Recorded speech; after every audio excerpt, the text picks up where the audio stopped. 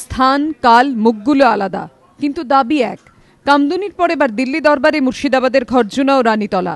রাষ্ট্রপতির সঙ্গে দেখা করলেন এই দুই গ্রামের বাসিন্দারা। দেখা করেছেন কংগ্রেস সহসভাপতি রাহুল গান্ধীর সঙ্গেও। দুপুর 12:30 সোমবার ঠিক এই সময় রাষ্ট্রপতি ভবনে গিয়েছিলেন কামদুনির বাসিন্দারা। মঙ্গলবারও একই সময় খরজুনা ও রানীতলার মোট 10 জন বাসিন্দা রাইসিনা হিলের দ্বারস্থ। খরজুনায় গৃহবধূ ও রানীতলায় স্কুল ছাত্রীকে ধর্ষণ করে খুনের অভিযোগ। গ্রামবাসীদের দাবি তদন্ত করুক সিবিআই, ফাঁসি হোক দোষীদের। পাশাপাশি মুর্শিদাবাদের পুলিশ সুপারের বিতর্কিত মন্তব্যের জন্য তাঁর শাস্তির দাবিও জানান গ্রামবাসীরা। রাইসিনা হিল থেকে বেরিয়ে গ্রামবাসীরা বলেন, রাষ্ট্রপতি তাদের অভিযোগ গুরুত্ব দিয়ে শুনেছেন। বিষয়টি কেন্দ্রীয় স্বরাষ্ট্রমন্ত্রকের কাছে পাঠানোর কথাও বলেছেন তিনি।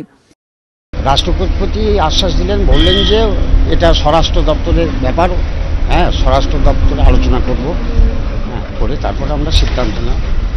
আপনাদের কি দাবি ছিল? আমাদের আজকে দাবি, আমরা এই ঘটনাটা জানালাম, জানিয়ে যে দোষী ধর্ষণ করে যে খুন করেছে তার আমরা ফাঁসির দাবি করলাম। মুর্শিদাবাদ পুলিশ সুপার হুমায়ুন কবির সে মানতে নারাজ, না এটা ধর্ষণ করা হয়নি, এটা অনলি খুন করা হয়েছে।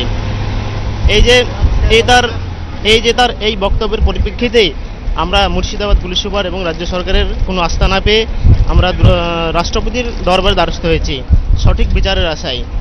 এর আগে এদিন সকালে 10 জনপথে কংগ্রেস সহসভাপতি রাহুল গান্ধীর সঙ্গেও দেখা করেন খরজুনা রানীতলার বাসিন্দারা। বিচার চেয়ে একটি স্মারকলিপিও জমা দেন।